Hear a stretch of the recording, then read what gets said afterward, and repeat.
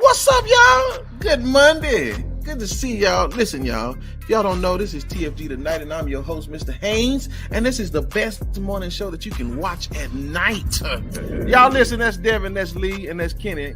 I'm trying to be nice. Black said we got two Americans. Let's say to my brother Black, man, I think you could be a preacher. I ain't never heard somebody to use a first word and then read a scripture right after.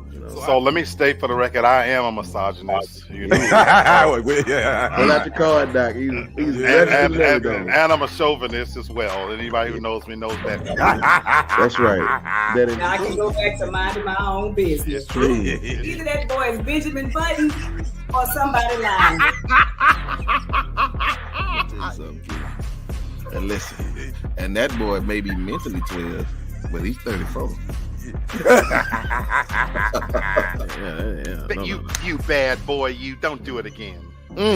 I'll let Black articulate a little bit better than that. Nope. Okay. Never mind. It's good for the soul. It's like medicine, right? Yeah, for real. That's all I gotta say. I wish I had one of them applause buttons to, like that.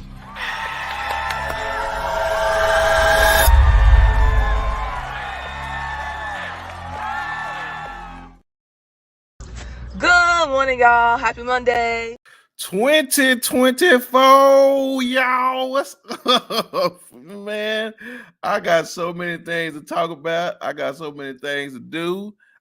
Listen, and I'm telling y'all know how we ended this thing, right? So I just ain't gonna play around because everybody's back. And we got so much to talk about, and I'm not gonna waste time. Kenny, what's up? I feel like an announcer coming in at point guard. What up? Listen, y'all see him, and he's smiling. He's smiling. Look, y'all in trouble. Listen, I know he got. And ladies and gentlemen, I mean the one and only. Come on, y'all. Yeah, let's give it up, everybody. Oh, listen, this beautiful black people. I'm telling y'all, this 24, and you know what? Everybody, y'all doing all right? Yes, sir. Yes, fantastic. Sir. It's good to see y'all. Good to see Black, y'all. is you drinking? Is you drinking this year? No, not yet. Not tonight. Okay, all right. Sister, you drinking tonight? I am. It's water. I am. What? I am. Got me some wine, baby. Got me some wine. I'm gonna have a shot when this is over. Just so. I don't know what's going on, but we're gonna see what's gonna happen. I don't know what's gonna happen, but Black ain't drinking, Kenny drinking. Yeah. Okay, well, we'll see. But my sports brother, thank you so much. Always, that's his money channel. So I always gotta shout that out. What's up, bro? Good to see you. What up? Real estate. Yes. Hello, Miss Green. Hey, Miss Green, how you doing, Miss Candace? Yeah, we remember talking to you. Yeah, so good to see everybody. So listen, it is Happy New Year to everybody. I don't know when you cut that off, but I guess after January, who win? February 1st. Oh, okay. So then we still in good shape. So, ladies and gentlemen, the more things change, it's a new year, but things will stay the same. So listen, if we say something today that you think you enjoy, there's a cash at everybody. I hope it's still right. I don't know if anybody changed their phone number, but I'm just gonna use the same one we've been having. So yeah, it's still right. At least mine is. Okay, all right. I didn't ask them, y'all, so I apologize. But listen, y'all. This the election year, and we about to see what's going to go on down, ladies and gentlemen. So I just want to tell y'all where everybody stand. Ron DeSantis is out. Nikki Haley, I don't think she has a snowball chance. Nope. Yeah. Then again, it is what it is. But ladies and gentlemen, I just want to introduce y'all to Donald Trump's new campaign commercial, and then we'll talk about it. Y'all want to hear it? Here you go. June 14th, 1946, God looked down on his planned paradise and said, I need a caretaker. So God gave us Trump. God said, I need somebody willing to get up before dawn, fix this country, work all day, fight the Marxists, eat supper, then go to the Oval Office and stay past midnight at a meeting of the heads of state. So God made Trump. I need somebody with arms, strong enough to rustle the deep state, and yet gentle enough to deliver his own grandchild. somebody to ruffle the feathers, tame cantankerous World Economic Forum, come home hungry, have to wait until the First Lady is done with lunch with friends, then tell the ladies to be sure and come back real soon, and mean it. So God gave us Trump. Charles said, Kenny doing well? Oh, you talking about for the Green Bay. I'm good, brother. I'm good. Charles, I think y'all next, but we'll see. I'm just saying. Yeah. I mean, only one winner, but so I mean, they just gonna say the quiet part out loud, huh? Black, he God? Well, okay, I'm gonna surprise some of you. Okay. On a serious note, he's the Antichrist, in my opinion. Is that right? In my opinion. Okay. Read your Bibles, folks. You know, ultimately there has to come a time when the governments are going to turn on religion. You know, and I'm going by my interpretation of the scriptures where it talks about, you know, that harlot sitting on that wild beast. He's positioned himself. This is scary. It's a commercial and it has different connotations. But when you think about it, we've already spent the last 10, 15 years erasing God anyway. Look no further than the church celebrations we've seen for New Year. What's going on in churches now? He might as well be God. In my opinion, he's the Antichrist. He has positioned himself in a holy place. So what we need God for? Wow. And he's not playing. No, not by no means. Real estate says all the while Biden is visiting black folks' homes, talking about he brought. Okay, all right. He absolutely. Wow, that's the prophet. There go the prophet. The prophet is in the chat. All right, sister. I mean, they letting us know Jesus is coming, but Trump coming first. Well, he definitely has a God complex, but he definitely ain't God. But he definitely has that complex. And unfortunately, there are some people that hold him in the same regard as God. Yes. I think there are certain people in this country that would follow him anywhere he goes and do anything he asks. I mean, after politics, he definitely needs to open a church because he'd make a killing. So he's not God, has a God complex, and he has people who view him as God. But on another note, did y'all see them pictures where they had them sores on his hand and they said he had signs and symptoms of syphilis? Did y'all see that? I didn't know they said they had syphilis. I didn't see that. I didn't know they said they had syphilis. Well, you know, no. I heard it gets to your brain and makes you act crazy, so it makes sense. It makes sense. Yikes! Wow, Master Prophet, you say he the next Osteen. Now I don't know about listen, but me and you should have a conversation, brother. I think we should do a show together. But we'll talk about that another time. Charles said he's something all right. It's a bunch of adjectives and verbs that I can't say. Okay, yeah. What you gonna say, Kenny? I was gonna say Master Prophet Levi T. Yeah, he ain't the next Joel Osteen, but he's close. Yeah. I will say this. You know, I was watching that little thing that they made for Trump. I mean, I don't think God made Trump. I believe the devil made him, but that's a whole nother topic for a whole nother day.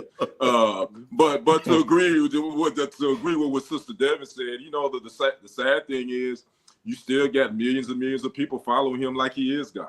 That's right. And that's the scary part about that. You know, even though we look at that quick little whatever they made for him, and we was like, oh man, damn.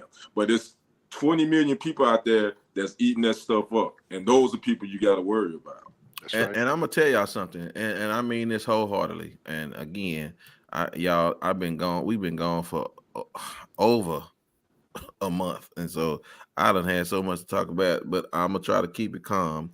But I want to make this clear: politicians and preachers are not that different. Right. And I want people to understand something about church folks. Y'all listen to me real good. Just as much as Trump need these voters, them preachers need you pew members. Like they can't function without y'all. Trump need votes. Preachers need tithes. So again, if that's why most preachers and politicians don't like talking in private, and they want to talk to they want to get on their pulpit or their platform, and they want to talk to the people. Why? Because they want them to buy into what you're saying. Because when it's all said and done, when we stop doing group thinking and stop all this, taking it from the horse's mouth, and then everybody just feeding in the same trough, right, or whatever you want to call it. Listen, we can stop these things. Don't y'all remember ants?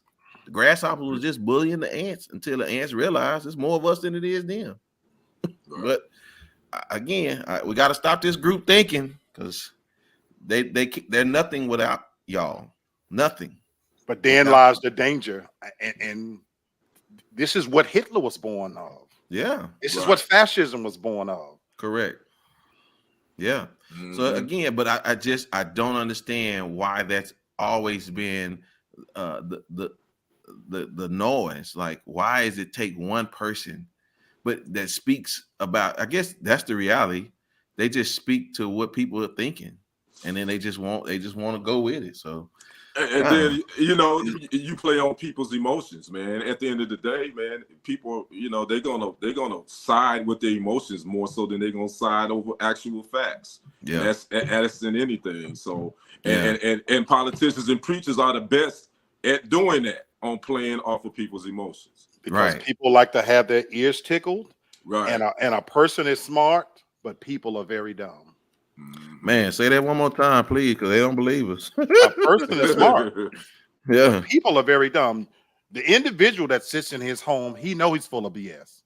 But what you just called it, groupthink. But you put that same free thinking, common sense person in public, nobody wants to stand and say it. So that's why all the people who swear they wouldn't vote for him, when they get behind that curtain, they think about, I don't want to be out here standing alone, so I'm just gonna go along to get along. Yeah. All right, I got one more for politics, but we'll get to plenty of it this year. But I want to talk about grievance politics. Have you ever heard that term? I never heard that term before until I heard somebody talk about it.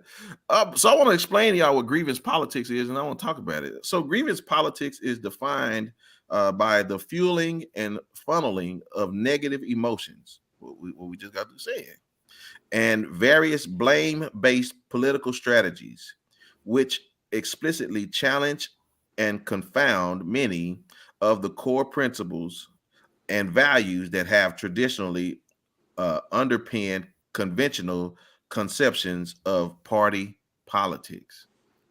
So basically, people view they take their grievances and they try to create a platform for politics. Thus, we have the left and the right, the liberal and the conservative. These are positions that people are, and the Democrat and the Republican. You wasn't far off. Right. Right. Yeah. So again, you take a platform again, right? Like the abortion. Well, you just have your grievances, and then thus whoever's speaking your language, that's the party you take. And so we have that so much in politics. And I was like, this is really wild. So this was an articulation this one woman brought up. They said that Caucasian people, most of them, they struggle with the way the country is now, because the minorities, or the blacks and the non-whites, everybody's getting paid. Everybody's driving nice cars. Everybody's living in the house.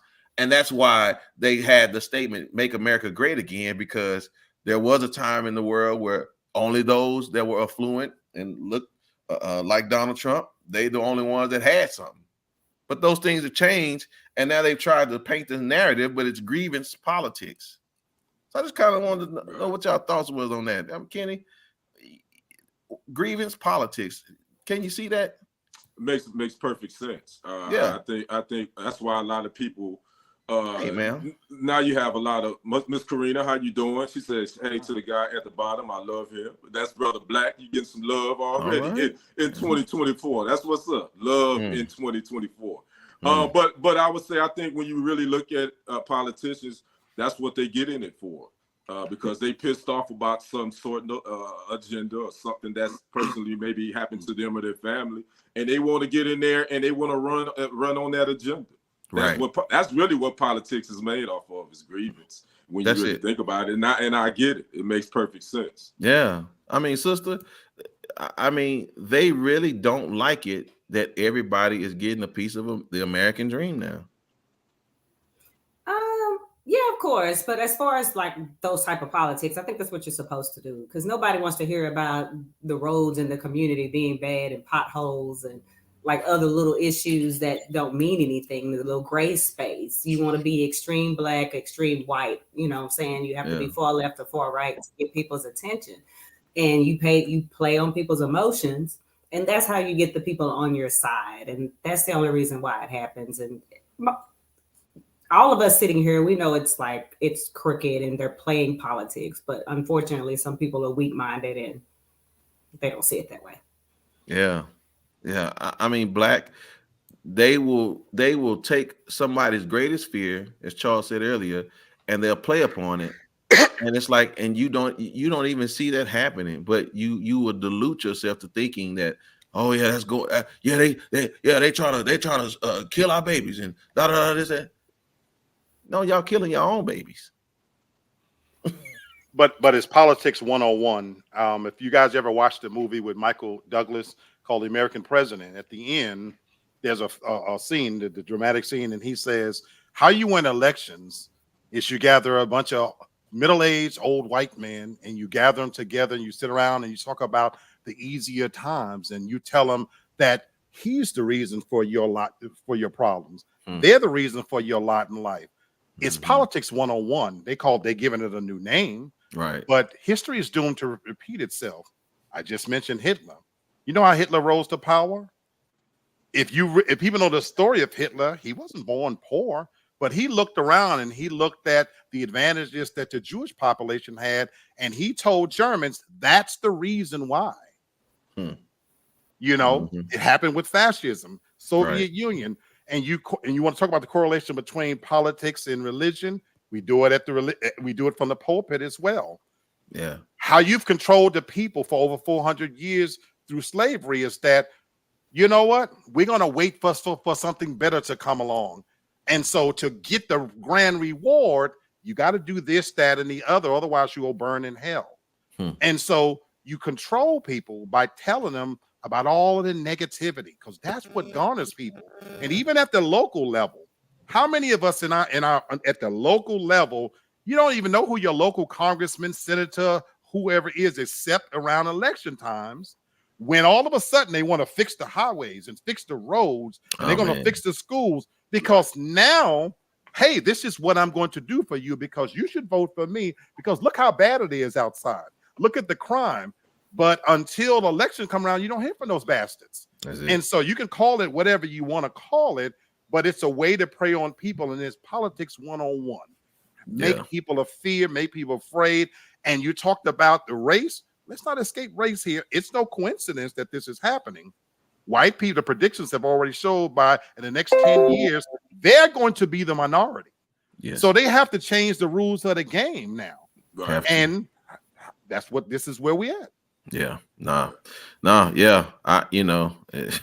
All that and a bag of chips, and you know what I'm saying, that's what it's gonna be, and that's what it is. And again, like you said, all of a sudden these tax credits that we supposed to be getting for the last 3 years, and it's coming now. And y'all been gonna file them taxes, fool. Ain't nothing coming. So, you know, it is what it is. All right, we'll keep it going. Listen, I saw my boy talk about this earlier. I said, now I ain't the smartest, but don't blue and red make purple? That's right. It does. Oh yeah, but okay, yeah. So I mean, I ain't seen the movie, and I don't plan on seeing the movie either. But there's a lot of going ons around here with this movie. Now I'm like, y'all do remember this was a remake? So it's like, what's the deal? So Taraji's mad about some money. Then they also mad about the way it's being portrayed, and then all of a sudden it's a musical. Sister, did you watch it? I did not watch it. Okay. I'm one of those people that believe that certain movies don't need a remake or a redo. And I just think that The Color Purple is one of them that did not need to be touched. So I have no desire to watch it because I think it's going to ruin everything that I loved about the original, because I think they modernize it and they try to make it today friendly and today relevant, and that's not what I want. I mean, I don't want to see a remake of Roots and they at Walmart and shit. Like, I just want to see the like movie. Like, I mean, because none of it makes sense. But yeah, I've seen people complaining about Lil Boosie. Slow Self was talking about they're pushing the gay narrative on his kid when they were kissing in the original. Like, I don't get none of it. Like, I mean, I guess it's giving them publicity, but it's just the complaints are just stupid. Okay, so listen, Kenny, did you see it? I think Black the only one probably saw it then. Man, you know I ain't watching no damn. Okay. Color Purple. Okay. But I will say this: I did watch my brother Lee Black. I did watch his Me live too. that he did. Thank you. When he Thank talked you. about it. If you haven't watched it, hey, shameless plug. Y'all go check out Lee Yeah. Black on TFG Ratchet. He did. No, 100%. It So- was good, but when Yeah. I watched it, and after Black just gave his thing, I was like, well, I wasn't gonna watch it anyway. Be honest. Yeah. So, Lamar I said get he, okay. Lamar said he gave a review on it too. yeah, All right, he did too. hit us with the Yeah. link. Yeah, so they can Yeah. go check it out. So listen, Right. well, I want to talk about the blues and these red flags, and I think this is now what the New Color Purple is all about. So is it real that Taraji and them didn't get the money that they wanted? Oh, I don't know. What was that? Yeah, no, they didn't get paid a lot of money. Okay, so why do they take the roles if they don't want the money? I mean, if the money ain't enough, have y'all not learned yet? Oh, go Well, ahead. because the producers behind it was Oprah Winfrey, Quincy Jones, and Steven Spielberg. Ha. So I got a question, and I forgot to put this in my review.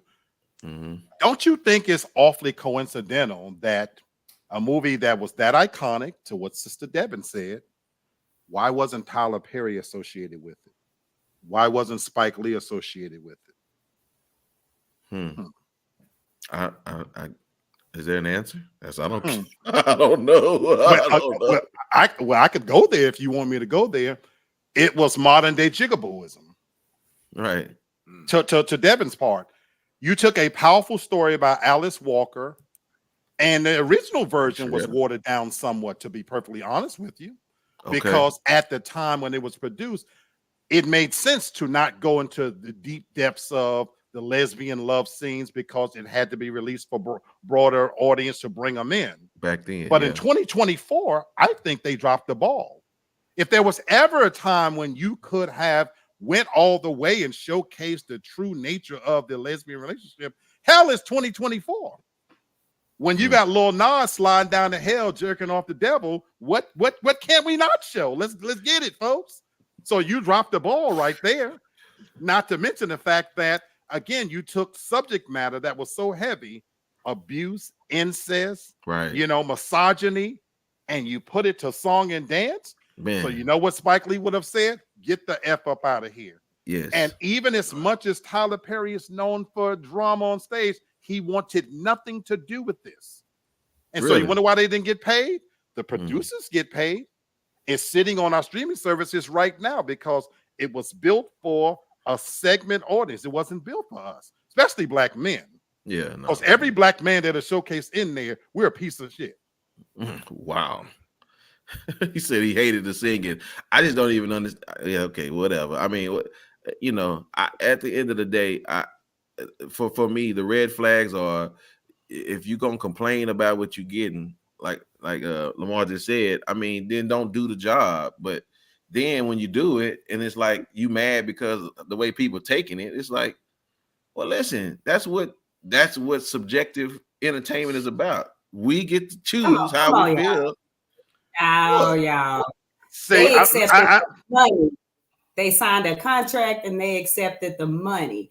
I promise you, Reese Witherspoon, Julia Roberts are not driving a Toyota Corolla to the movie set. She's Can right. y'all imagine being at the racetrack and you see Taraji P. Henson over there pumping her own gas and getting She's right. bottled water at the gas station. Now that was wrong. Yes, they accepted the money. She's 100% correct. But they still should have. She should have had her own private trailer. She should have been treated. I think Taraji is. Yes, she's a quote unquote black celebrity, but she's a big enough celebrity to where she should have been treated as such. Yeah, and what's her name? Fantasia talking about she don't mind driving. Well, you lived in the projects last year. We ain't talking about you. We're talking about Taraji, who has been treated, who did Benjamin Button with Brad Pitt. We're not talking about Fantasia, who finished school at the 7th grade level. I'm not talking about her. I'm talking about Taraji. She should have never, ever had been told to sit in the driver's seat of a vehicle. Never. And I gotta say this. I'm sorry if it takes a little bit of time. Wow. My sister is 1,000% correct. And by signing on to it, there was a reasonable expectation that, you know what? If Quincy Jones and Oprah's attached to it, you're going to treat us with value. And it didn't happen. Right. And the problem with Fantasia or Danielle Brooks saying, well, I'm just okay with me, is that's the problem with my people. We get accustomed to accepting whatever's handed to us. The most valuable lesson that was taught to me when I moved here to Atlanta, Georgia, I interviewed for a position. And you know how you do an interview and you get to the end and they say, well, what kind of salary are you looking for? We are programmed as Black people to take less than. Yeah, the blackball. We feel fear of saying what we're worth. Right. So we think if we ask for 50, should I ask for 50,000? Right. And they're going to lowball you. The most valuable lesson that was taught to me is ask for what the hell you believe you're worth. Right. And stand on that. And if Taraji P. Henson, she had an Oscar nomination, sister, you right. She deserved better. Fantasia is a bona fide winner and an artist. She deserved it. Orange is the New Black. But when they was handed the bruh routine, oh, girl, don't worry about that. We'll just give you, and it shouldn't have happened. Now, I'm not going to absolve Taraji P. Henson 100% because you guys are right. When you sign the contract, you have to honor the contract. And you don't go out and fire your team and come publicly and talk about how bad they treat you when they didn't capitalize on your fame. Right. Because those are two separate issues. But I am angry with the fact that it should have never happened. To Sister Devin's point, you're making a major movie with major producers attached to it. And here in Atlanta, you want to say, go get a rental car? She's right. Tell me in what world that would have happened to Julia Roberts. I dare you. No, I'm with you. But I'm saying, like, they probably had them in there eating beanie weenies and Viennas. And I just, you know, they did them. She's right. Y'all. They had to keep the part going, right? You had to. It was bruh man. It was bruh man. But it happens to us all the time. When we go to the doctor's office, I have to put people in check. I'm standing back, a white man, a white woman go up there. They talk to them real low. Then as soon as I step up there, what's your social? What the hell you got one my social for loud real quick? You didn't say that to them. You know the interesting part about what everyone is saying is why as Black folks we should expect white folks to treat us better when we don't even treat each other better. Well, I agree with you on that one. That's basically what this whole color appropriation is about. Bravo, Brother Kenny. No, right. those were Black people. We want the Black people to treat us better. That's what he's saying. That's what I'm saying. That's what he's saying. How can we expect white folks about the white treat us better and we don't even treat each other better? Right. I guarantee you, when they made Schindler's List and Steven Spielberg, I guarantee you, they were treated. They got matzo balls and every damn thing else you could eat around there. Now, I will say this about Sharetta's point. Now, that makes good sense. She said this wasn't supposed to be about the telling of the movie. It was actually musical telling of the Broadway play. I got that part, but here's the thing, though. To Sister's point, though, I'm offended by the fact that you took heavy subject matter. Sister Devin said it the right way. Don't release the musical version of Roots. That's not funny to me. Mm-hmm. You know what? I'm gonna be okay with that when Schindler's List, when the musical of Schindler's List come out. Then I'm gonna be okay with it. Those some tough movies. What's up, DJ? Hey man, welcome to the young. What's his name? Kobe. Yeah. But we shuck and jive, because I read that before they released it. We want to show that we as a people, we always come out on the other side. Folks, sometimes it's okay for shit to be messed up. You don't have to fix it. It is. There's nothing great about misogyny, incest. You know. Yeah. I don't sing to me about that. Right. But now if rappers do it and call them hoes and bitches, now they wrong? Come on now. What message you sending? I don't think there's a catch-22 when it comes to trying to tell stories that people don't feel the same way about them. See, we kept quiet back then when Oprah was Seeley, because we were just trying to just, y'all gonna let us in? Again, we were coming out of segregation and the Jim Crow laws, and but now everybody is popping and running, and everybody's easily offended. So I just don't think these movies are going to ever take. Somebody's gonna always have a problem with something. It don't matter. So I don't know. For me, I will say this one more thing, and we can leave at this unless y'all got something else to say about this. Now I will say I respect Taraji for coming out and and kind of just letting us behind the scenes and the honesty of how she really feels about how she's been treated in Hollywood. I do get that, and I respect her for doing that. And but again, you can't cry wolf. And I say, is cry wolf the right word? I hear you. I hear you complaining, but then you go right back into it. So again, I don't know. I don't have a good answer. I'll say this last part, argument. and I'm sorry I'm making too much of this segment. But I'm reading some of the comments. Number one, DJ, thank you. The movie just wasn't good. And Black Hollywood Report, what a producer's role is, they are supposed to take care of certain things. Now, here's what Taraji P need to wake up.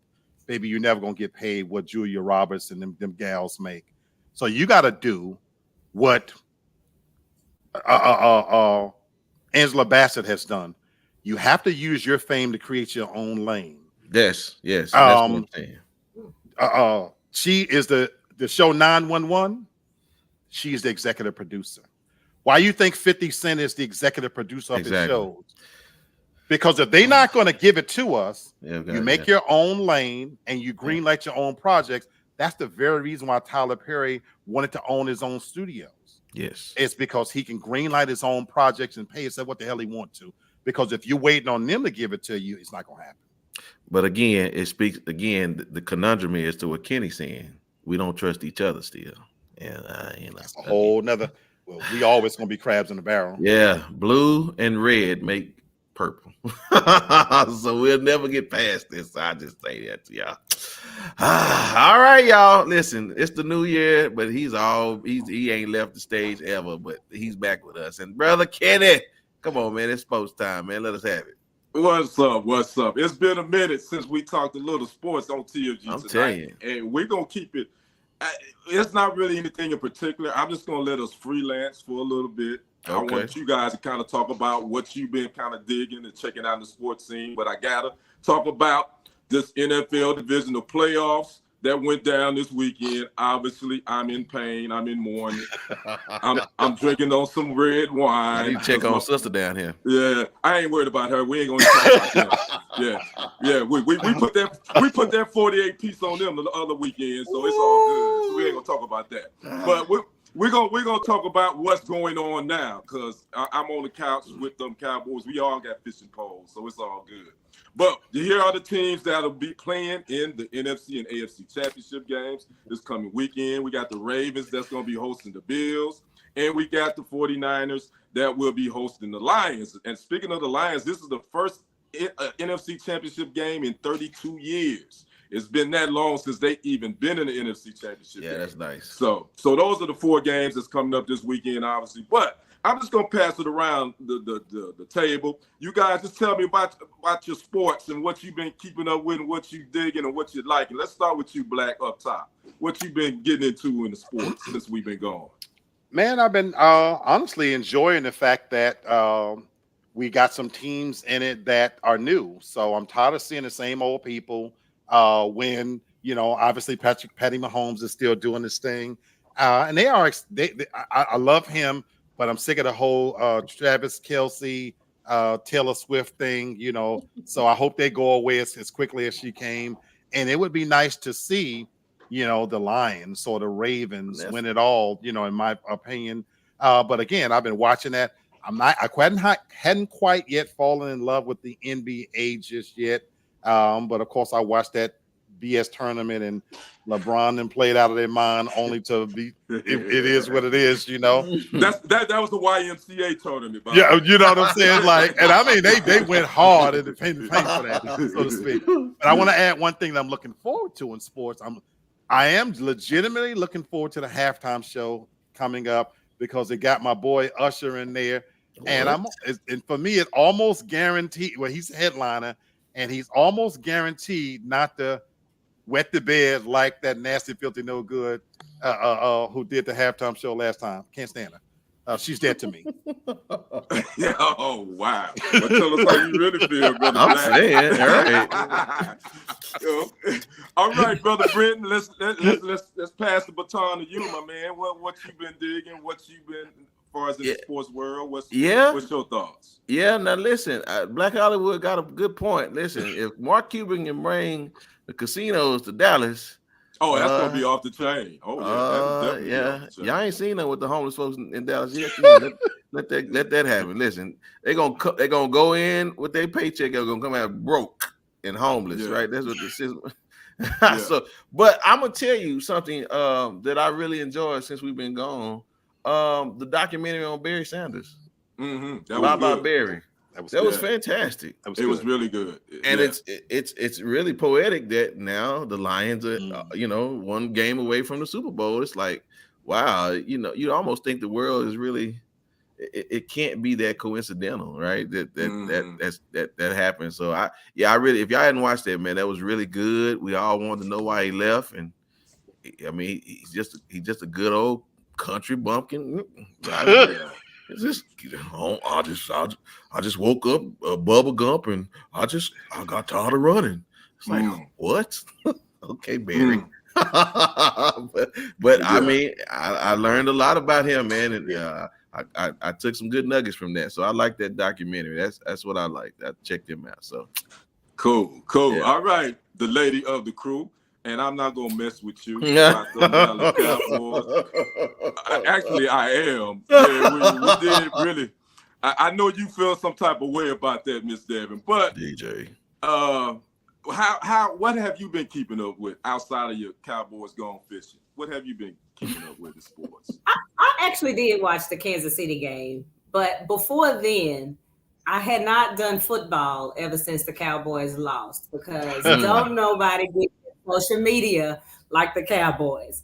Like y'all, they be dragging Cowboys fans on social media. And thank God some of them are funny. I love my dude Michael Irvin and the things that he says. So it does make me laugh. But I'll be honest, I was completely done with football until I watched the Kansas City game, which was actually really good. I watched it. But yeah, I am also looking forward to Usher and the halftime show. That's what I'm looking forward to. All right, Mr. I miss Dolly Parton. I'm gonna let you. I'm gonna take it easy on you today, since we just coming back. So I gotta show my sister a little love. I'm not gonna dog out your Cowboys, but and I'm gonna leave sports right here. I do have to mention we got another black NFL head coach hiring. Las Vegas Raiders did make Antonio Pierce the permanent head coach. Yes. Nice. So the interim tag, and Jared Mayo as well. The new New England coach after Bill Belichick. That's right. Looks like Bill Belichick. This Atlanta thing may not happen, but he's had 2 interviews in Atlanta. Yeah, I read something today. There could be some issues with him not really digging someone else in the management team. So this Atlanta Falcons thing may not happen with Belichick, but I'm sure he may end up somewhere else with the Chargers or something like that. So we'll keep an eye on these head coaching moves. And then we're going to talk more about the Super Bowl as we get close. We're going to get our predictions, and we're going to talk a little bit more about that. So that's my sports segment. I'm going to toss it back to you, Brent. Man, appreciate that, bro. Thank you so much. Yeah, I mean, just really quick, who y'all think going to make it to the Super Bowl? 49ers and Ravens. Me too. Wait a minute. What Master Prophet Levi T. Wait a minute. What did he just put up there? Have you swallowed? Y'all passed the Jakes. Y'all passed the Jakes. He a fool. He getting it in from the back. He's a fool. Trailblazer. This is a test. We're not gonna See? start that. We're not gonna start that. We're not gonna start that power bottom and all that kind. I don't want to talk You know about what? All right. You know what? Let's bring this show back to on Okay. track. Listen, y'all know we will take that railroad track and go to the ground. You know, great segue. Because listen, what are we already sick of this year?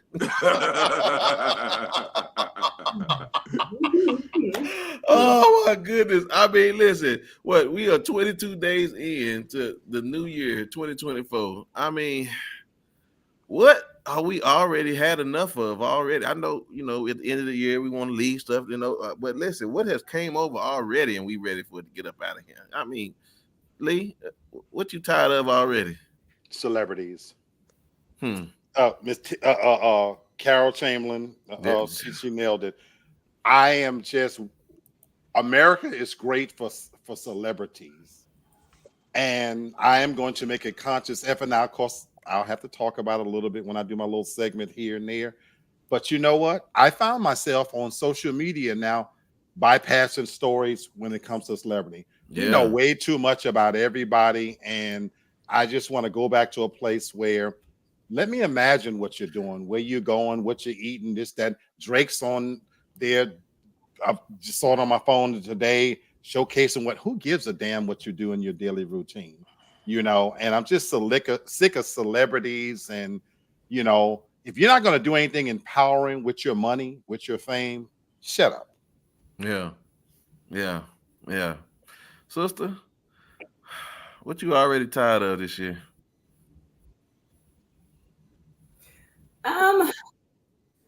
I'm already sick of hearing about Trump and his freaking election that hasn't even happened yet. Like I'm sick of it. And I almost feel like if he's not elected, it will never go away. A tiny piece of me wants him to be elected just so we can get these 4 years over, because if he doesn't get elected or he loses, we're going to hear about this man for the rest of our freaking life. Y'all don't know how sick of him I'm just tired of hearing about it. Like, I'm so sick of hearing about him. Like, he's a horrible person. Wow. I feel like they all need to see how horrible he is, or they're going to keep idolizing him. Wow. Now, listen, black politician, I don't know who you is, but we ain't tired of cat just yet. Hold on. Oh, no. Yeah, I beg to differ. Yes, sir. We're going to break you off a piece of that Kit Kat and just hold on. I disagree. All right, Kenny, what you sick of? Comedian beef. I'm already tired of these comedian beefing. I'm tired of it. It's gotten old and played out at this point, in my opinion. Okay. He says DeSantis dropped. Yeah, he did. Right. Yep. He did. And we knew that was going to happen. Oh, man. All of them.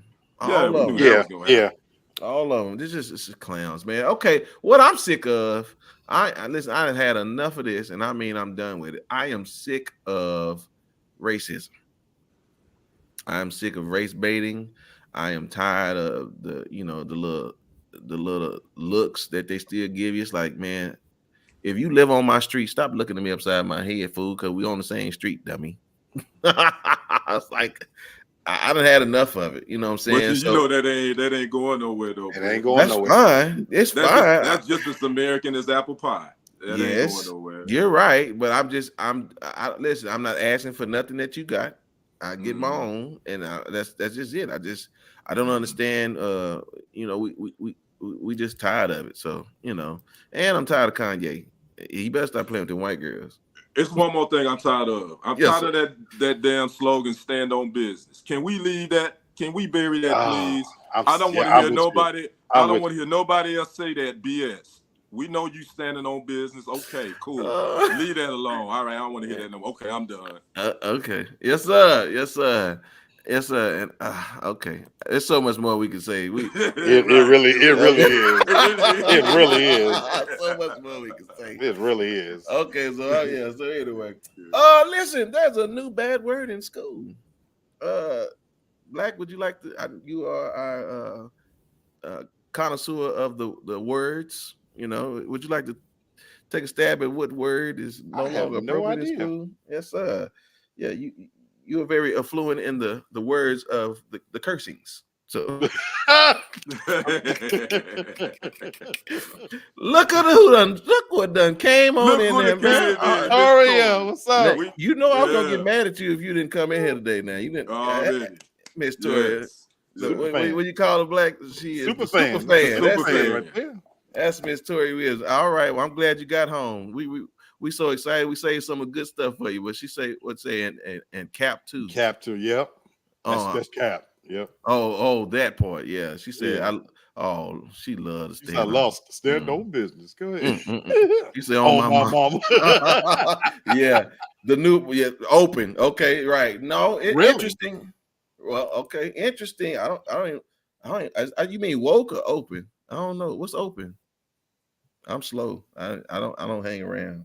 So apparently there's a kid in a school. I think it's in DC. I am not for sure.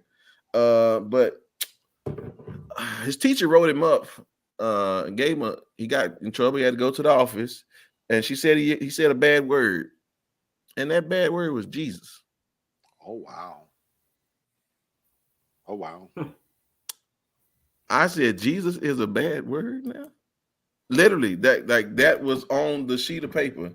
He said, "Oh Jesus." Let me read it. It says he said Jesus Christ when he dropped the Legos. He was cleaning up from his desk. Y'all want to guess what city this in? I got $10. Y'all get it right. Texas. Florida. Mississippi, Mississippi. Whoa. I believe that actually. That makes sense to me. Oh, 100% makes sense to me. So she But I writes think it. it makes sense to me for different reasons. What? I think it makes sense to me for different reasons, though. Not Okay, for talk anything to horrible. Go ahead. I remember being a kid and we would get in trouble because we would quote unquote use the Lord's name in vain. Okay. And so it may have been the way he spoke it by saying, "Oh Jesus," not praise Right. Jesus, Yeah. or praise God. Yeah, the way But he used I think it. that the context that he used it in was equivalent to him using the Lord's name in vain. So I could see somebody's old black grandma popping in the head. I wish I believed that, sister, but you're Right. talking about the dumbest effers in captivity. That's what I did. Them ass backwards people in Mississippi. They not thinking that far. Those are dumbest damn people in captivity. My family's from Meridian, Mississippi, and some dumb bastards too. So these are some dumb damn people in Mississippi. I promise you, and they all need to have their ass beaten the public place. Oh my goodness. Yeah, I don't know. Again, they can come in their half dress. This kid is 7 years old. They can scream, they can hit the teachers, they can do all other kind of things. What do you mean you wrote that kid up for saying that? Now listen, I'm not superstitious at all, and I don't play like that, but I'm gonna just tell y'all that's the least of my concerns. If you can't, I know they say they took prayer out of school, but my goodness, that okay. Well, But we've effectively killed God. yeah.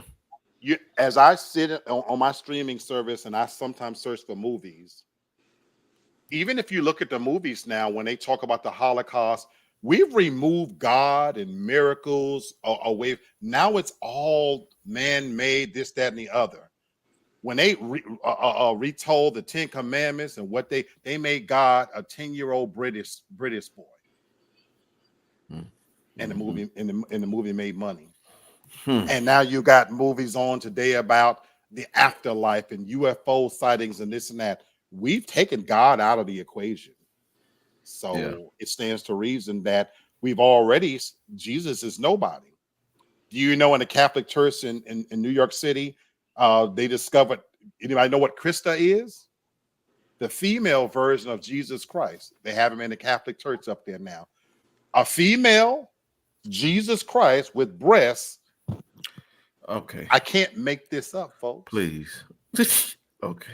All right. You don't Google it, Krista. While we see somebody Google Krista, and you'll see the image of it right now. Where we become, we're at our most ungodly state. So I'm not even shocked. and who's leading the way is those dumbass people in Mississippi. I'll second that emotion. So, all right, ladies and gentlemen. Black Hollywood politics. Y'all hold on, because sister, yes, I was hoping she was gonna talk about this, because I got a few things to say about this one right here. So, madam, it's 2024. You got your new shovel this year, or you raking it up now? What you doing? How you doing?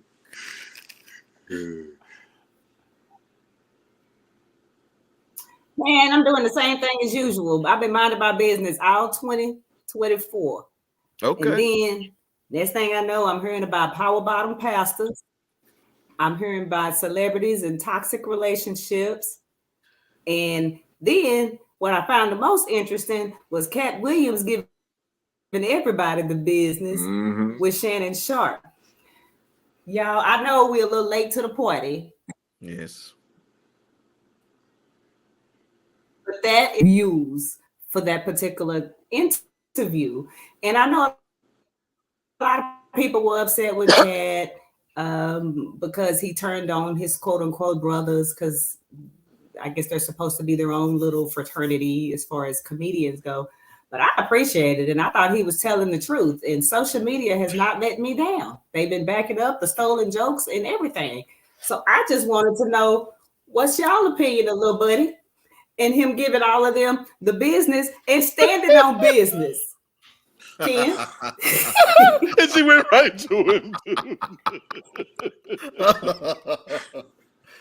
dude. Miss Debbie, you never disappoint. You never disappoint. My thing is, I would say this when this first interview went down and I was watching, I was like, oh, I said, God dang. I said, like, okay, Cat is coming out firing at everybody.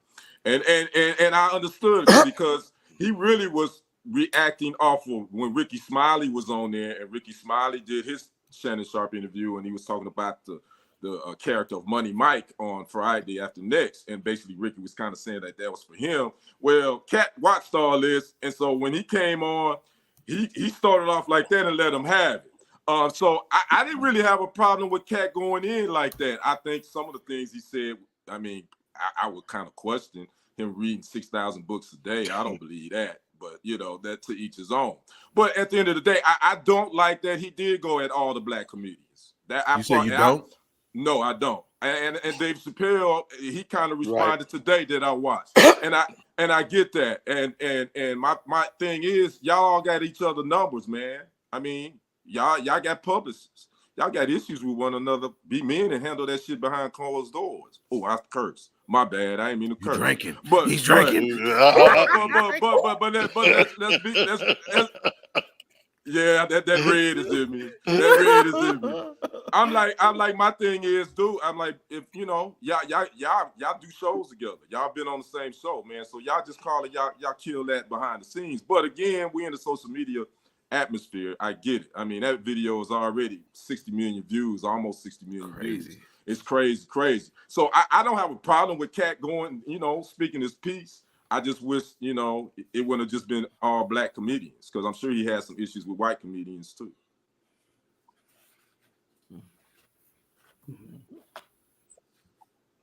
Is that good enough for you, Miss Devin? Am I standing on business? All right. She has a delay. You were standing on business, bro. You sure were. Okay. All right. Brenton, did you enjoy Brother Cat? Did you enjoy Brother Cat? Listen, I enjoyed the preacher. Yes, listen, Cat didn't come on there saying that he was a sinless lamb and that he don't have no skeletons in his closet. What he said is that, and this is what I appreciate. This is what I don't like about people. You getting in other, you speak about things that you have no expertise in. Cat Williams is a comedian, so Cat Williams didn't come on there and talk about Beyonce or Taylor Swift. No, he talked about the people that they say y'all was in this group. And again, all he said was, y'all let this dude come on here and say these things and nobody questioned it. That's what I'm talking about. Like, that's what, like, that I respect that. Like, if you in a certain space like Kenny, if you do sports and you know somebody on there that's not operating in integrity or the rules within the sports arena, I believe Kenny has the right to say things because of what he does. Same for us. Right. But if I have a relationship with him, me as a man, I'm not gonna go on some interview and say I'm gonna reach out to them first. But who's to say he hadn't done that? He hadn't. Okay. Well, I don't know, but you say you know, but I don't know, and I ain't say I know, but I'm just going off his interview. I guarantee you he ain't reached out to him just the way he went at him. So I don't think he did. And here's the reality for me. I don't think that he overstepped his boundaries. And I hear you again. He's not coming on here saying that he's some saint. Right. All he's saying is he just told the truth about people lying. And again, at this point, I don't think none of us care, but it was great information. And like Devin said, when we found out that there was some facts behind what he was saying, it was like, now we side-eyeing these guys. I'll just be honest with you. I look at Ricky Smiley a whole lot differently now. Do you? Wow. Man, he looked like a sucker. You know what I'm saying? Just the way he is and the way he be acting. Even when you go look at his interview with Shannon, I didn't like everybody went to go look at all these other interviews now after he said that. And when I looked at his interview, I said, he do look like he lying. And even when he was like, Steve Bodyguard called me and said, hey, we ain't gonna fool with you no more. If you don't take this gig and you taking the gig, it's like, man, y'all are some suckers. Like I don't know. I appreciated it. Again, is it gonna leave my mind tomorrow? Yeah, it will, because I don't care. It ain't do nothing for me. But it's again, he made a great point. If you play football, you don't need to be criticizing basketball players. Criticize football players. And I think that's what he did, and I respect that. So that's where I stand with that. I'm sorry. No pun intended. No problem. Well, Black, I was told that Cat was just getting them back for things that they've said about him in the past and things that they've addressed on public platforms now. In my opinion, they threw rice, he threw boulders. Do you agree, or do you think he shouldn't have turned his back on these folks like that because they're in the same profession? He did. Or just because they're Black? So I agree with the statement that, again, he came hard, but he has the ability to do that. For me, I'm reading some of the comments too, so I'm going to incorporate some of them in there. Miss Toria says all comedians steal jokes. I believe that. I believe if you dig deep enough, you'll find comedians repackage jokes. Now, if somebody tell it better, it is what it is. We're not reinventing the wheel here, folks. You know what I'm saying? And so, there's not a day that can go by, a week that can go by that I don't hear a framework and I think, oh man, I like that. I'm gonna take that. I'm gonna make that my own. Now, the presentation when it coming out of my mouth is better than it came out somebody else's mouth. Having said that, now I agree with a little bit of what Dave Chappelle said, because reading the comments, I do think that it played into the divisiveness, of that you only attack a Black comedian. So what I wish was he had done it in a smarter way. This is why I admire Dave Chappelle. Dave Chappelle takes whatever's going on and he crafts it into a routine and he puts it out on a special. And he does it in such an intelligent way that it goes above sometimes people's heads, but it's very strategic. And I want to stop right there on that word strategic, because DJ says that nobody said it didn't lie. Number one, I'm going to call cap on a lot of the stuff that he said. I don't believe everything that he said, but I thought it was very strategic that he used that forum to basically elevate himself, to get eyes on there, because it did for me. This is my personal opinion. It smacks though of jealousy. You know what you do sometimes when you see somebody sitting on a perch and you want to knock them off? I think about how 50 Cent came for Ja Rule when he first came out. There was a time when Ja Rule was the man, but 50 Cent came for his crown and he got him off his game. I thought it was very strategic that Cat Williams saw a forum and it was mutually beneficial for Shay's podcast and for him having that platform to come on there and strategically attack some of the biggest in the games. And to DJ's point, they can't answer. you effed if you do, you effed if you don't. That's right. There's a line in I'm an Avengers fan, and it says, "What does the ant have to do with the boot?" If you're Kevin Hart and you're worth $450 million, and Cat Williams comes for you, whatever you say, you've lost. If you speak on it, you're giving it credence and credibility. But if you don't speak on, he must be telling the truth.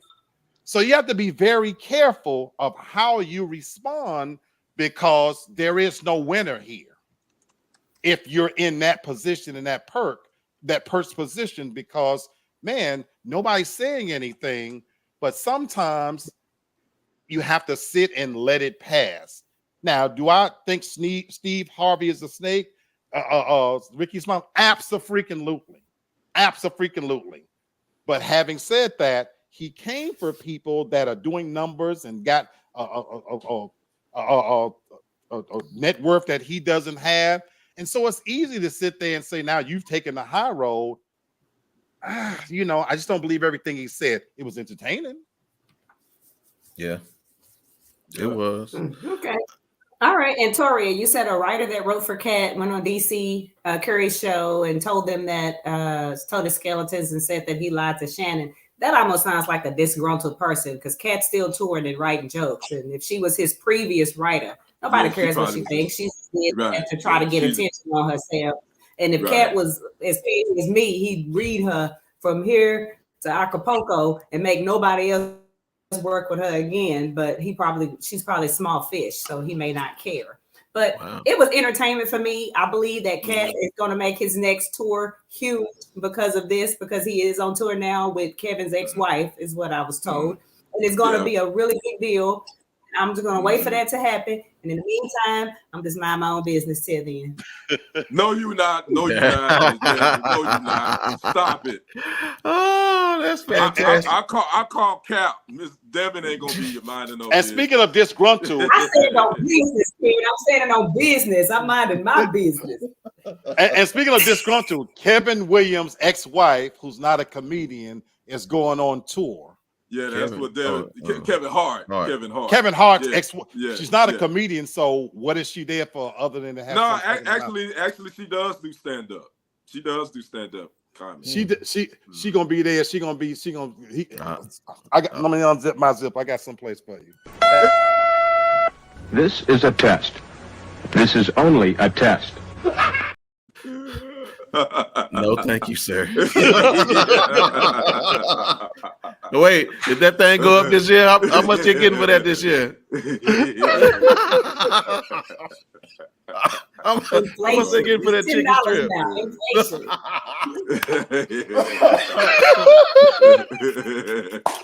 strip? Yeah, y'all send that cash that money. Talking about who is Kevin Williams, black?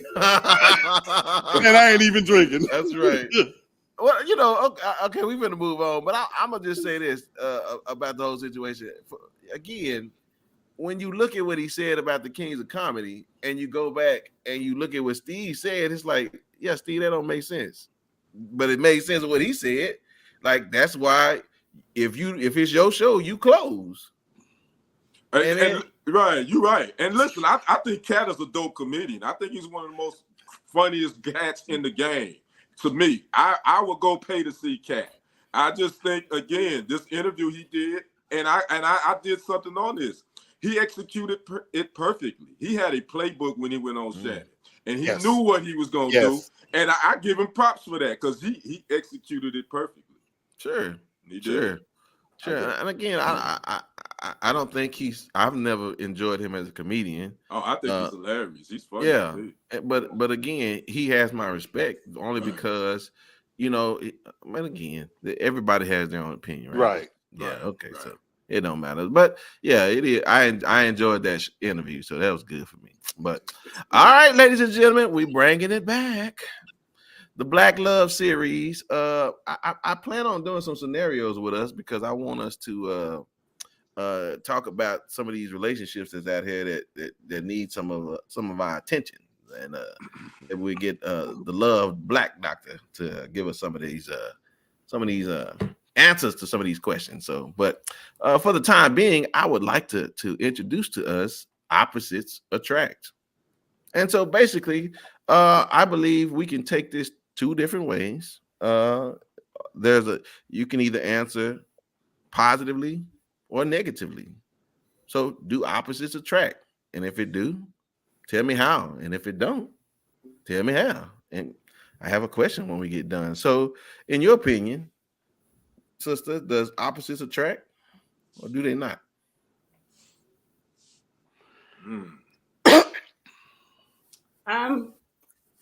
I definitely think opposites attract. I couldn't be with someone who is like me because I'd be bored as hell. And because I don't take chances, so I don't take risk with my money. I'm that person that just sits on it because I'm afraid it's gonna go away. So somebody like me, I almost need somebody who's my opposite in order to thrive, because we would just be just bored and sitting here eating popcorn all the time. So I personally think they do attract, and for some people they rather be with someone that's their opposite because it helps them to open up and be more adventurous. Really? So what type of personality is that you're not?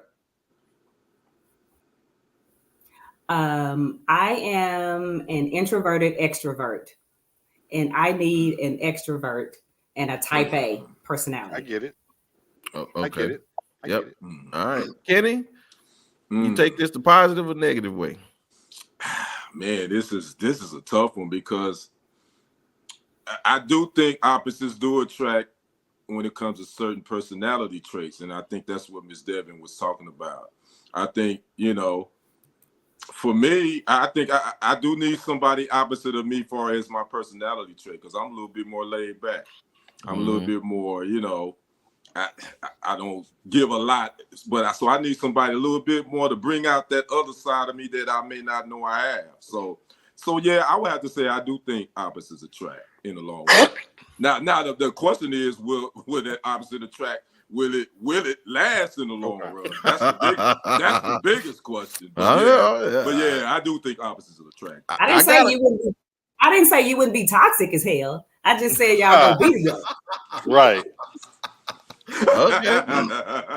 I got a question for all you for all this. I want to find out where y'all stand first before I ask my question. All right, Black, where you stand? For me, it depends on what I'm looking for. If I'm looking for long term and something serious, I've always had my serious relationships. They've been the opposite of me, because that works for me to be in it for long term. Because to Devin's point, I can't have somebody that thinks, I need somebody to balance out all of my negatives, to be honest with you. I'm more extroverted, believe it or not. So I'm more attracted in a long-term relationship to somebody that's very different from me, who don't watch the same movies I watch, who, my wife was a reader. She liked outdoors, like being out in the sun. She liked it hot. I like it cold. I like it dark, very much so. But if I'm looking for something freaky, I need somebody. I'm attracted to somebody who think like me. I'm looking for somebody who ain't gonna drip a drop and gonna swallow every last bit of it. You know what I'm saying? And gonna be willing to swing from the chandeliers and get nasty and filthy with it. Because you couldn't pay me to be with no virgin. I ain't got no time to be teaching nobody nothing like that. I mean, a nasty good to no good. If I'm looking for something short term and I want to get freaky with it. So, and that's when, if I'm on a hunt, I need somebody just like me. Somebody willing to lick a wet doorknob. Somebody you can take to Pound Town. Is that what you're saying, Brother Black? You did ask that question, Kenny. Did you get your answer? I did get a few. They told me they GPS stopped working, so they didn't know where it was. I don't even want to know where that go. I don't even know where that takes us. But okay, hold on a second. Okay, so here it is for me. If opposites attract, I saw a couple that I didn't understand the relationship, but I didn't like it, and I wanted to ask y'all what y'all thought about this. I saw I don't want to be disrespectful. I saw a relationship where a strong woman was standing behind a weak man, and those are opposites. Okay. but I saw manipulation where she was, she had her hand, puppeting him around, and he's happy to do as he is, but he was a weak man. But I saw her try to hide her strength just so I can be nice. You know what I'm saying? Her butchiness. Okay. And so I said to myself, you know what I'm saying? Like, you can see that she ready to get into it with a man. You know what I'm saying? And like, she her husband made a statement about something and he misspoke, and she corrected him really quick. And I said, oh no, ain't no need to having no conversations with you, ma'am. Because we not going. And so I'm just wondering, is that dangerous for a strong woman to be behind a weak man? What if he like getting pegged in the booty? Most strong men don't want that. Okay. For all intents and purposes, the man is straight, and he don't want all that. Even though blacks say nobody know what they want, but I'm just saying, for all intents and purposes, let's just say he's just a straight man. But I don't think that's dangerous. But Brent, that may work for them, and that's the biggest thing. That might be something that works for their relationship. But I don't respect that guy. Well, at the end of the day, it don't matter if you respect them or not, because you're not in their relationship. Okay. So my question to you, Brother Brenton, is: Are you a closet chauvinist? No. Yeah, no. I asked because I am a chauvinist. Yeah, sure. Right. No, I respect women. I would prefer you not to pretend to be something that you're not. Like I know women who don't mind, taking the being the complimentary to the man. No, she's fronting. You don't like masculine energy from a woman. I don't have a problem with that. Just give it to me, because then when I show you who I am, then it is what it is. Okay. You don't have to. I personally think, and I could be wrong because I'm straight and all, but I think our relationships require both masculine and feminine energy, and I don't think it can be the same. And if both of these people are straight, he may enjoy having that masculine energy around him. And if she's straight, which I don't know if she really is, she may enjoy having somebody with feminine energy, because if she's with another woman who's strong like her, they may bump heads, and with the dude, vice versa. And that's why I'm a chauvinist. I agree with the first part. I think what makes a good balance is having. I just think the masculine energy should reside with the man. Well, that's for me, Sure. So I'm not attracted in any way to masculine energy coming from a woman. Right. And I think there's been a great emasculation of men in general. And so, to Kenny's point, what works in a lot of these relationships now is there are women that seek out men that are very weak and don't mind being controlled and this, that. And let me be clear, folks, that ain't gonna never happen here. I hear you, but that's fun sometimes. I mean, way back in the day, I had one or two dudes that I could dog walk through Walmart, but that's only fun for a moment. You know what I'm saying? Wow. In the house, he rub your feet, he make your plate, he bring it to you, and he do all these things for you just because he wants you to be happy and he wants your attention. But that gets old, because I need somebody to every now and then look at me upside my head like he gonna do something. Because I mean, I need a little bit of that every now and then. You know what I'm saying? So that's for the moment, but it gets old. I don't mind giving the illusion that you have now you can't boss me around, but that's why in that bedroom, I'm God. I am God. All right, Trump.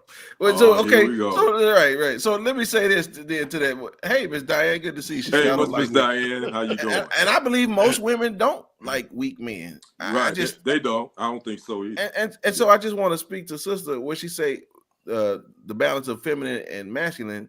So for me, I believe I have to touch the femininity part when it comes to being compassionate to my daughters.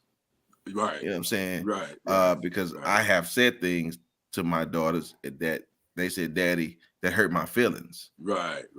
So I have to then say, oh, okay, Gotcha. my bad. Mm. You know what I'm saying? I can relate. Yeah, I know Yeah. what you're talking about. So Yeah. and that right there, that's about as far as I'm gonna go. It's true that you have both masculine and feminine energy in you. I've been Yeah. told No, that's that word, true. that I exude Right, like right. a masculine energy, like Yeah, even right. myself. I agree. But I don't think that I'm that masculine type person like all the time. But apparently, when I'm at work, maybe that's how I carry myself. I'm one of the few black people, so they think we have masculine in it. Damn way. I as can black see you people. being bossy, but you too cute to be masculine. Yeah, I definitely can see you being You can be bossy. I can see you being bossy. I think they use the word masculine, but maybe they should use maybe intimidating. Yes. I agree. Yeah, I agree. true. Yeah, I was agree. gonna define the terms, but yes, Yeah. I'm Yeah, with you true. on that. And No. I'm a lesbian. I'm a practicing lesbian You know myself. what? So. I should have hit you, but I ain't gonna hit you. I should have hit you. But okay, and even to Miss Curl's point, like she said, she's hot headed, and her husband he's the calming force. She said, "I'm spoiled brat, raised." See, I get all that. I just don't like graying the lines, and then y'all pretending to like. Don't tell your man you need to say something to him, Johnny. Don't tell Johnny go. No, you come talk to me because I'm gonna choke Johnny. You know what I'm saying? So Johnny, go back over there and sit down on whatever thing she got you sitting on. Don't come over here with that. Johnny probably sit on the pot and pee with his. You know what? That's right. That's right. So now hold up. Now there's benefits to sitting down peeing. This is a test. This is only a test. we're gonna move on. And I was being so serious. What you talking about? What is the benefit of sitting down? It helps your see y'all. You gotta do the research. I kid you not. Do the research. There are benefits to sitting down peeing. You know, I guess. Oh my goodness! All right. And we got our medical specialist on the panel. So right, please inform us. What is it that is beneficial to sitting there and pissing? I don't know. I was gonna say when y'all sit down and pee, y'all get toilet paper after and wipe from front to back. You know what? Okay. All right. You know what? It's late, but I'm gonna give it. This is a test. This is only a test. This has been a test. Thank you. Okay, are we resetting yet? No, we're not. Okay, we're still giggling. Okay, no. All right. Thank you, Miss. Thank you. And that's the balance right there, Miss Carol. That I know my place as a wife. We talk everything out, and that's the thing. When to everybody's relationship, as long as y'all know each other's place, then y'all make sure y'all stay harmonious and all that. So again, don't marry somebody who ain't who they say they is, because again, the opposite may not attract. So I don't know, but this is man, I missed y'all. I just missed y'all so much. Thank y'all so much. I just feel like I got so much more to exert in my energy. But yeah, we bringing it, y'all. But ladies and gentlemen, it is that time of the evening. Aloysius Lee Black is going to come to us with a rendition, a symphonic selection of "Sold to the Highest." I don't know if he's talking about his genitalia, but no, I'm not. I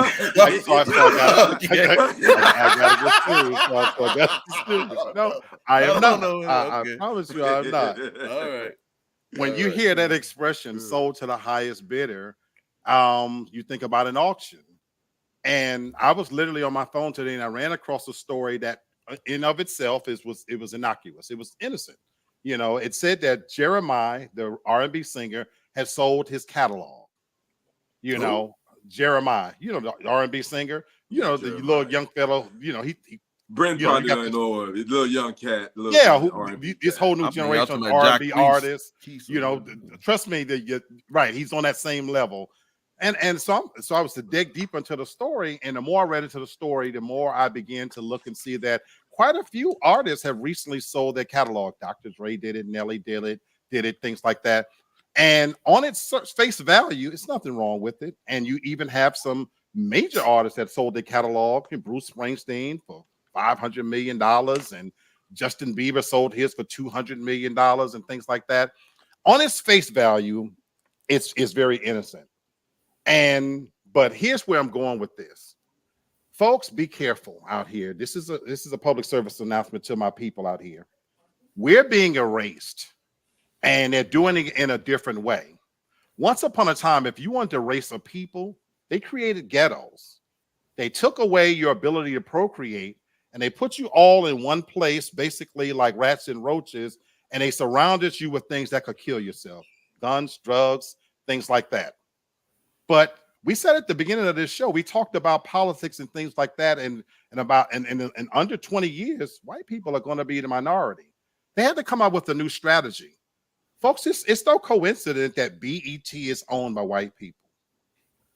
It's no coincidence that some of the things that make us unique as a people are being pulled away from us. And so if we get to the point where we're selling the very things that make us special, and right now rap music and R&B music is most dominant music on the planet. And when you start selling your culture where you no longer have a say and how it can be used, and now with the advent of AI, artificial intelligence, and you no longer can say now, it's no coincidence that they're making a new biopic on Michael Jackson and they're retelling it. And if you look at the whole K-pop movement, it's all based off of Michael Jackson. And so there's a whole new generation out here that in 20 years, we won't know who Michael Jackson is. We will say K-pop invented it. And we as a people, we already struggle with that crab in a barrel mentality. And we talked about it with the Cat Williams situation. It's funny, but in reality, we cannibalize our own. We can't think about Whitney Houston as one of the greatest voices without thinking about her being on crack. We can't think about the Godfather of Soul without thinking about all of his foibles. We can't think about the King of Pop without thinking about his struggles. And we're the only people who does that to ourselves. They just made a movie recently in 2023 on Elvis called Elvis, and it glamorized Elvis Presley's relationship with Priscilla Presley. But we don't do that. And now we're at a point where we're selling off the very thing that makes us special, to the point that 5 years from now, when you see that Asian kid singing R&B music and it's those commercials are plastered across there, we can't say anything, folks. And so we have to be really careful here because it's very insidious as how they're coming at us in different ways. And so it's not a direct attack anymore. And so we have to be careful when we so busy chasing money and want to have just some semblance of riches that we don't realize they've moved the goalposts. The gap between the 1%, the richest 1%, and the rest of us has grown exponentially. Oh, yeah. We got more black millionaires than ever before. But $1 million today ain't what $1 million used to be worth yesterday. And so while they're willing to hand out a few scraps here and there, and we even look at the color purple and we see, we feel big about ourselves because we're producing, but the goalpost has moved even higher. While we still living here on Earth, folks, they're getting ready to move to Mars. Be careful what you're selling, because at the end of the day, we're selling our souls and the very thing that makes us special. And when we get to a point where we've outlived our usefulness, it's going to be an even scarier place to live in this world. Yeah. Bravo. Yeah. Good start to the new year, brother. Good start to the new year. Good stuff, brother. But yet and still, what you selling that P for? This is a test. This is only. Somebody's asking in the comments.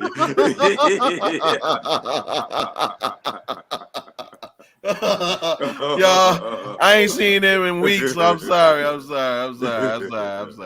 Oh my goodness, it is fantastic. Listen, y'all, I hate that we gotta go, but we here. Yeah.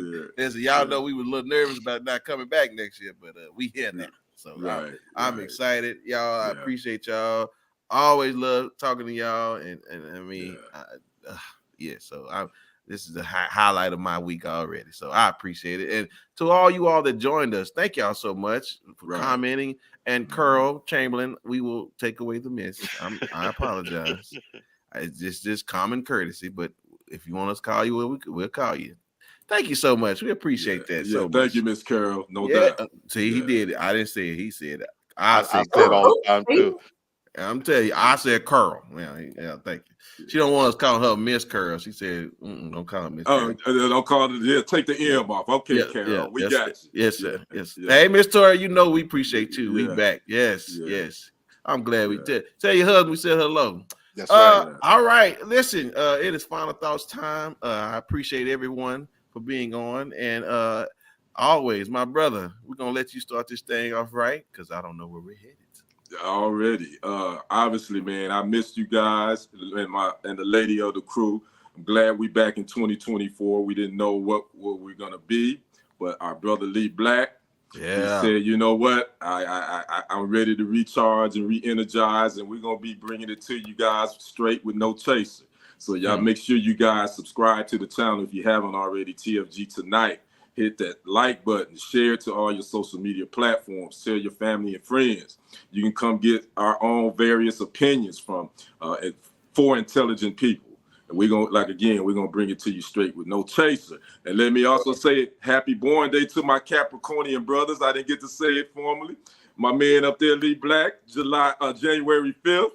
My man right there, Brenton Haynes, the host, January the 14th, and yours truly was this past Friday. So I would like to say a happy belated born day to my brothers. You know, we love you too, Miss. We love you too, Miss Devin. Your born day just ain't in January. You in September. When September comes, we'll get you. That's right. Yeah, so we ain't leave you out. But I hate to do this on it. You know, we had a good time, but I would feel remiss if I didn't mention the passing of one of our Black heroes' sons, Dexter King. If you didn't know, 62 years old. He passed away today from prostate cancer at the age of 62. And the ironic thing about that, he passed a week after his dad's born day. Just to put that in perspective. So we want to send our condolences to the King family because there's only 2 of them children left now, Dr. Bernice King and Martin Luther King III. Those are only 2 of his family that's left. So again, we want to send our condolences out to the King family, to their legacy. And man, we hopefully we can keep Black alive, So that's my final thoughts. Yes, sir. Diane, happy birthday in 2 days. Yeah. Happy early born day to you, Diane. Yeah. All right, sister. Come on here with them highlights, honey. Give it to them. You know, this makes sense now because I'm a Libra and we are a very balanced sign. And so this just makes sense. It all makes sense now, but okay. I did miss y'all. This is good. This is good for my mental health, I believe. And in 2024, one of the things that I have started doing, I ain't gonna lie, I started in the end of 2023, which I just stopped giving a damn about a whole lot of stuff.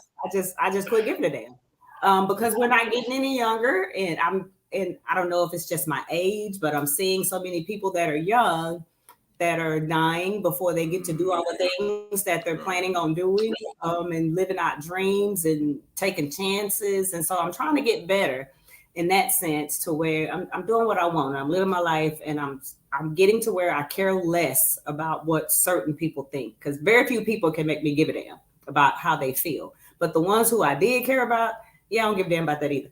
So I'm getting better in that sense. And I'm going to ask everyone else to do the same. I know it sounds bad on the surface, but it's really not. You have to protect yourself, protect your own mental health, because when you're dead and gone, the people around you, especially if they caused you strife and unhappiness, they're going to keep living their life while you're gone.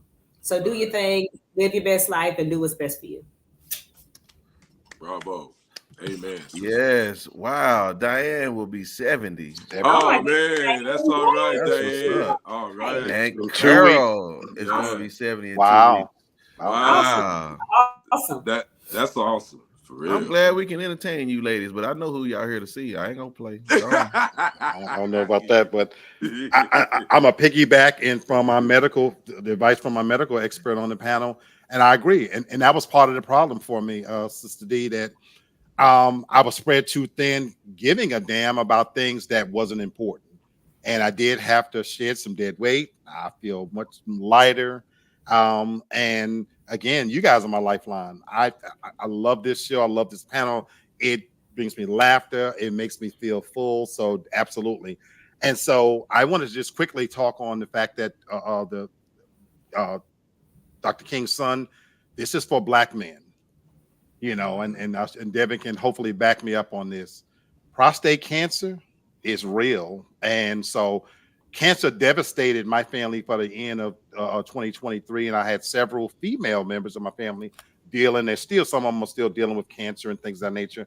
But we're going to talk about cancer that impacts African-American men. I said this before, and I want to say it again. And I have an article that I recently pulled up, and I talked to my boss about this. For us African-Americans out there, make an intentional effort to get yourself an African-American doctor. There are cultural biases that go along with the medical professionals, and sometimes it's not direct. It's just built into them. Me, as a big, bald Black man, when I go to the doctor's office and the first thing they ask me, on a scale of 1 to 10, what's your pain tolerance? And I say 8. Do you know what I hear? Oh, a big guy like you. Because it's built into them to see us in a different way. And they literally did a study where it talks about even our children don't get prescribed pain medication that's the same as anybody else.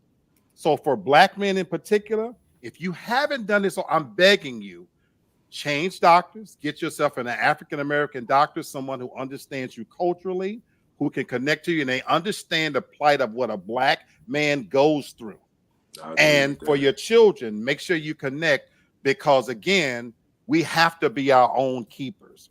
And when you see a vibrant man at 62 died from prostate cancer, that's just too damn young. Right. We're living older and longer now. Thank God my mom is 88 years old, and I would like to live to be 90 years old my damn self. And so catching these things early and being able to treat them is the key. Black men, take care of yourself. Great. Which includes getting your checkups, because y'all don't go. You're supposed to get your colon checked. You're supposed to get your prostate checked, but so many of you do not. Yes, ma'am. I know I'm bad at that, Miss Devin. Yes, I gotta get better. You're right. I got one on the 25th. I need to get mine scheduled. Right. Yes, Carol said, please go get checked out, and don't let them dismiss your pain. I know that's right. Right. So true. All Black people should. Women go through the same thing. Right. Wow. Yeah. All right. Well, listen, y'all. We have definitely had a great service today. And I'm just telling y'all, it's gonna get gooder and gooder and gooder. Yeah. So you know what I'm saying? We're only gonna be going on federal holidays and when Devin out of town. So other than that. so that means a lot, obviously, because she already said 2024. She don't give a damn. So yeah, she got a lot. So we're gonna need that vacation schedule, honey. So we playing around them days. So anyway, good stuff. What you say, bro? I'm going this year. All right, 40. That is okay. Well, listen, y'all. Y'all know how I do it. I'm not changing. I'm gonna be who I am. And I got a question.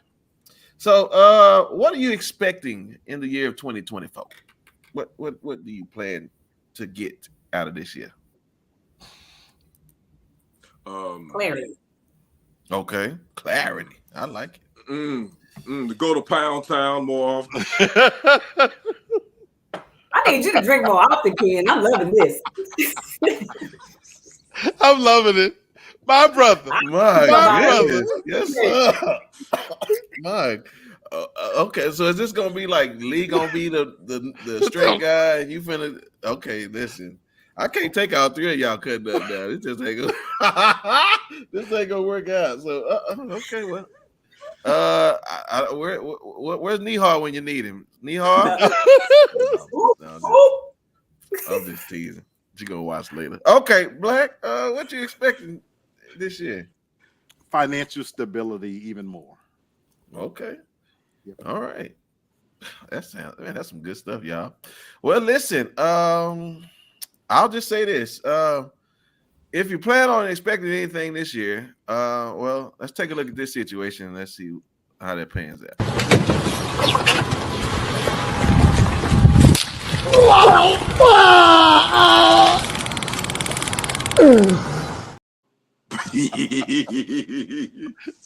He was pound ready, wasn't he? Look how slow he was running too. I know that's right, Chris. He said, I'm going to see 2025. Well, listen, if you made decisions last year and you plan on making the same ones this year, just know some of that's waiting on you this year. Don't expect to get nothing different then. If you didn't make good ones last year, you ain't gonna do the same this year. Just know that cop waiting on you out there with that tape gun, and if your color a little darker, it may have a bullet behind you. So be careful out there. Yeah, be safe for sure. So I'm just saying, but you know what we're gonna do right here? We're gonna tell that truth right here, ladies and gentlemen. And the truth is, that's Kenny, that's Lee, and that's Devin. And we're gonna see y'all on Monday. Peace. Peace. Peace out.